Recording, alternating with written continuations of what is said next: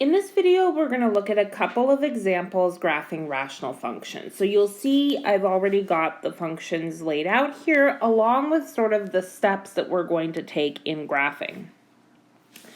So the first thing that we're going to do is we're going to talk about the asymptotes. And for now, that means the vertical and the horizontal asymptotes. So for the vertical asymptotes, remember, we essentially look at the denominator and determine where it's going to be equal to 0. So our denominator here is x plus 2. And when is that equal to 0? Very good. That's equal to 0 when x is negative 2. So that is my vertical asymptote. For the horizontal, I'm going to ask you to remember what we talked about in our previous lesson. We talked about the relationship between the horizontal asymptote and the denominator and numerator degrees. So let's look at the degrees here. For both the numerator and the denominator, the degrees are 1. So this is that example where the degrees of the two are equal, and so the horizontal asymptote is going to rest on the ratio between the leading coefficients. And you can see the leading coefficient on top is 4, and on the bottom there isn't a visible leading coefficient, which means it's 1. So the horizontal asymptote in this example is y equals 4 over 1, which is 4. Now for the intercepts, and in order to do the intercepts, I'm actually going to go ahead and skip ahead a couple of steps and label the asymptotes on our picture, right? So down in purple, I've got the graph kind of space. So let's label the asymptotes. So here's our vertical asymptote. You'll notice I'm dotting it in red. That's kind of my MO. I like to do that. So that's x equals negative 2. And then up here is my horizontal asymptote, y equals 4. You'll see why I labeled this in just a second. So for my intercepts, I'm going to be looking for the possibility of 3 kinds of intercepts. Where the graph crosses the x-axis like so, where it crosses the y-axis like so, and if or where it ever crosses its horizontal asymptote. So rational functions have this kind of third category of intercept, which is, does it cross like this line to which it eventually approaches, but it might cross, once or more in the meanwhile. So it might do something like this, where it crosses it somewhere, and then later it kind of sticks to it. So how do we do that? How do we find these intercepts? Well, you all are familiar with x and y intercepts. So for the x-intercept, what does that mean? Well, the x-intercept is a point on the x-axis, right? And you can see this is a point whose y-coordinate is 0. In function speak, y-coordinates are outputs, so we just take the function and set it to 0. And in this case, since our function is a quotient, the only way a quotient is going to be 0 is if the numerator is 0. And 4x minus 4 equals 0. You can solve this equation and you'll see that the solution is 1. So my x-intercept is the point 1, 0. I can go ahead and label that here since I'm kind of piecing together my graph as I go. For my y-intercept, well, the y-intercept is a point on the y-axis, right? And a point on the y-axis has x-coordinate 0. So we're going to plug 0 in for x, which basically means any place where there is x will just disappear. But I'll write it all out. So we see it.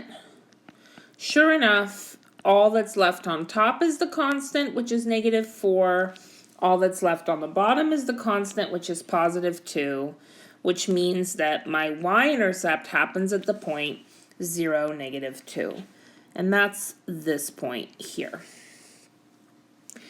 Now, for the horizontal asymptote, so if there is such an intercept, which there may or there may not be, so, we're okay either way, that's a point on this line. Now remember, this line is the line y equals 4. So every single point on this line has y coordinate 4.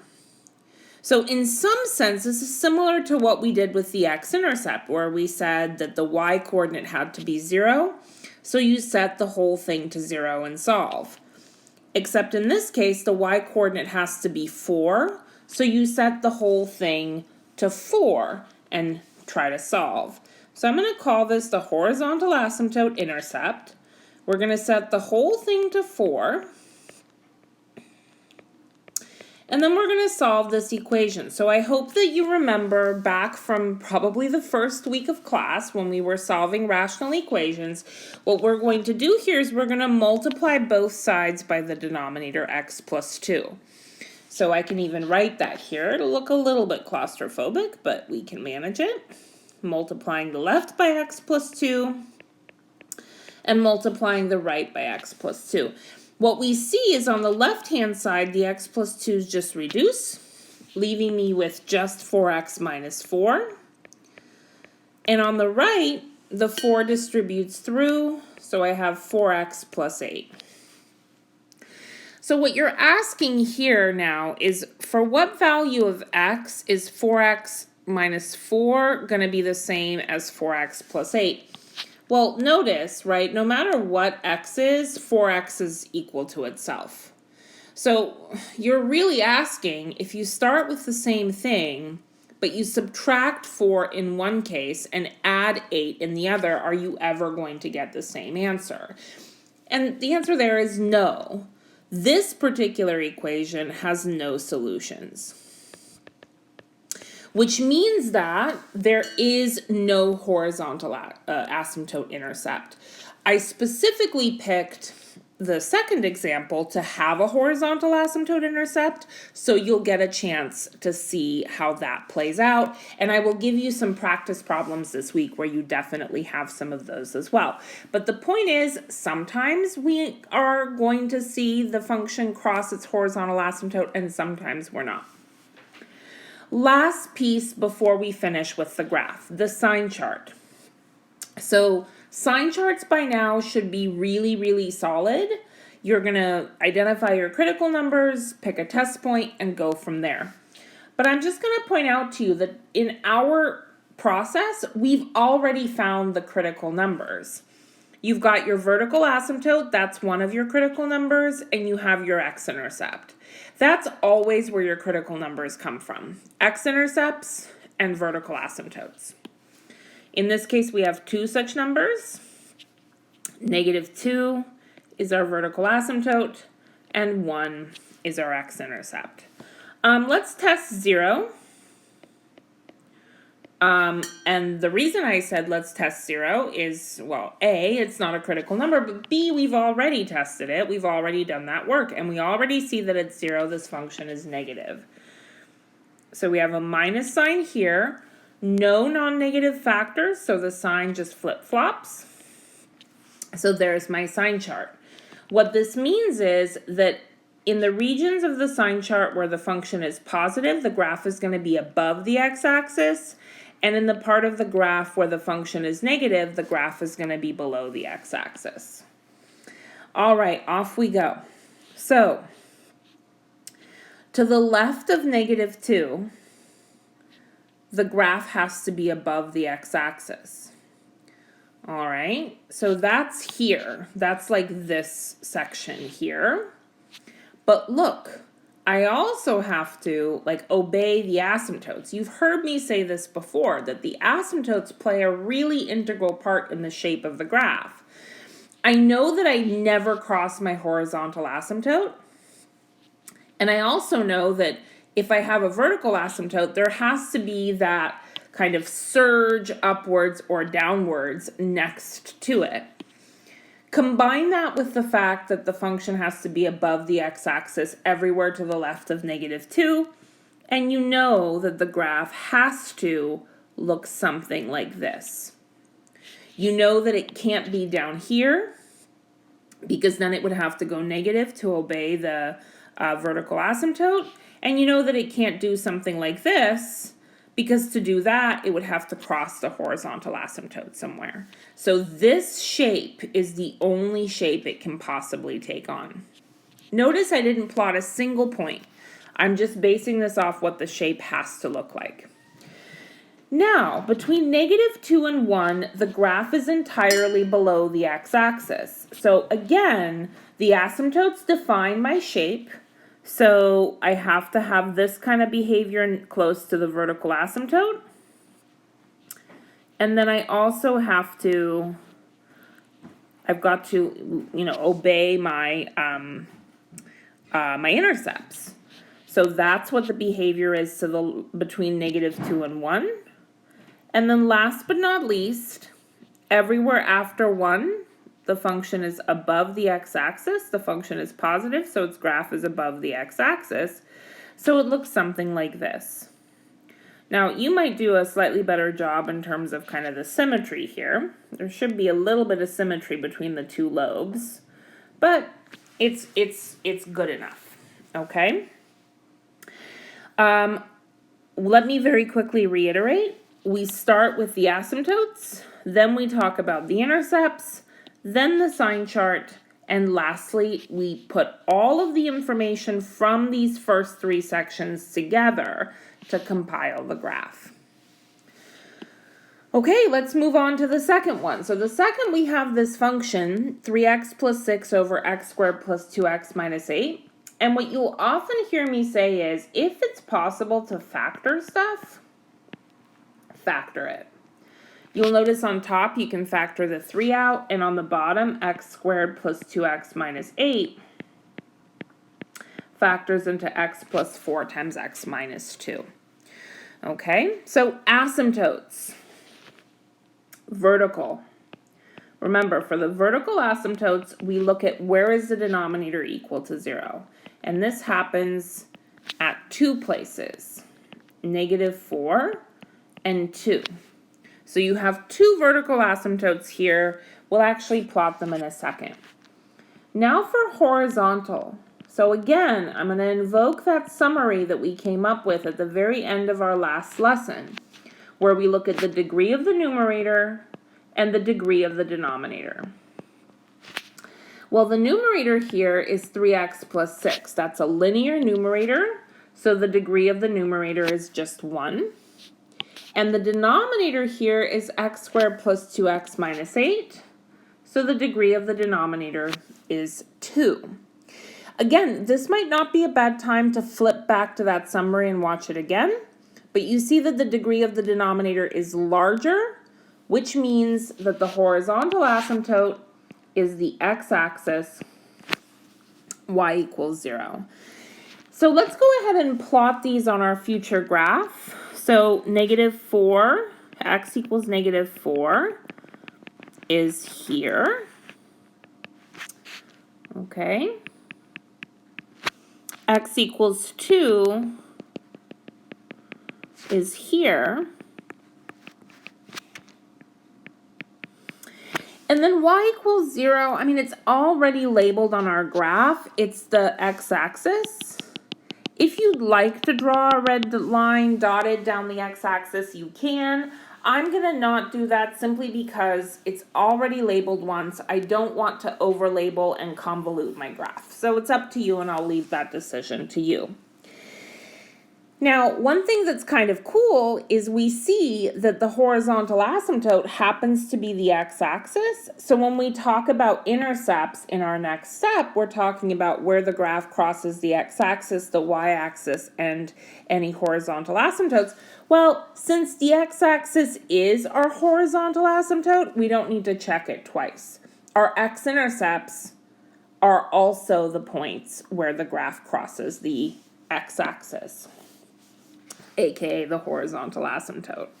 Okay, so here we go. For the x-intercepts, remember, x-intercepts are points that are on the x-axis, so their y-coordinate is 0. So to determine where we have x-intercepts, we're going to set 3x plus 6 over x squared plus 2x minus 8 to 0. And you'll remember that we factored all of this to make it nicer on ourselves. So we know that in order for a quotient to be 0, the numerator has to be 0. So 3 times x plus 2 has to be 0. And that only happens when x plus 2 is 0. So x has to be negative 2. So the x-intercept here is negative 2, 0. So I'm going to go ahead and plot it. Here it is. Okay. Now for the y-intercept, right? So remember, y-intercepts are points on the y-axis, and points on the y-axis are points where the x-coordinate is 0. So just like we did here, we're going to plug 0 in for x and see what we're left with. Just like before, when we plug 0 in for x, any of the pieces that have x's in them just end up fading away, and you're only left with your constants. So in this case, we'll have 6 over negative 8, which actually reduces, and it doesn't matter whether you have the negative in the denominator or out front. So negative 3/4, and since I generally like to write my intercepts as points, 0, negative 3/4. So that's, not quite at -1, about here. Okay? Again, our x-axis here is the horizontal asymptote. So since I've already found my x-intercept, I also now know that this function's graph will cross its horizontal asymptote one time at the point -2, 0. Sign charts. So remember, critical numbers come from 3 places: the vertical asymptotes and your x-intercepts. Here we happen to have 2 vertical asymptotes, one at -4 and one at 2. And then we also have an x-intercept at -2. So since I have graph paper, I'm kind of doing it to scale, but you don't have to as long as you're positionally placing them in the right place. Now, I'm going to test 0. And again, I'm doing this strategically. I already tested 0 when I was finding my y-intercept. Because of this, I already know that at 0, my function is negative. 0 lives between -2 and 2. There are no non-negative factors, so the sign changes in all of the other, for all of the other critical numbers. So here we go. To the left of -4, which is kind of this region here, the graph is entirely, the function is entirely negative, so the graph is entirely below the x-axis. But remember, we have asymptotes to contend with. I have a horizontal asymptote at the x-axis, and I have this vertical asymptote here. I know that I do not cross my vertical asymptote anywhere at all, and I also know that I do not cross my horizontal asymptote anywhere except the point -2, 0. So since in this region I do not cross either of my asymptotes, I know that my graph has to look something like this. Okay? Again, I'm not plotting any specific points. You could if you wanted, but we're really after the general shape more than we are after like precise point level accuracy. Now, between -4 and -2, the function is positive, which means the graph is above the x-axis. And I also have that asymptote at -4. So it looks something like this. Between -2 and 2, we are negative. The function is negative, so the graph is below the x-axis. And we have a vertical asymptote to contend with. So we're looking at a shape something like this. We know that the graph can't do this for 2 reasons. If it did that, A, it would have to cross the horizontal asymptote a second time. B, it wouldn't be negative the entire time. It would be positive for like this piece, and it's not. So we have no choice but to say that the graph looks like this. And then after 2, you see the function is positive everywhere after 2. It has a vertical asymptote at 2, a horizontal asymptote at 0. So we know the graph has to look something like this. So that is the basic shape. Again, we didn't plot any specific points. If you wanted to, you could, but there's no reason. That is the basic shape of the graph of this function. One more time to finish. First, we look at the asymptotes. Then we determine the intercepts, which are a 3-part category. X-intercepts, Y-intercepts, and horizontal asymptote intercepts. Then we do the sign chart, and finally we put all of that together to sketch the graph. So that was a couple of examples of graphing rational functions. You have more practice problems this week. In our next lesson, we'll look at some more obscure features we'll see sometimes, and those are holes in the graph and slant asymptotes. Stay tuned. Bye.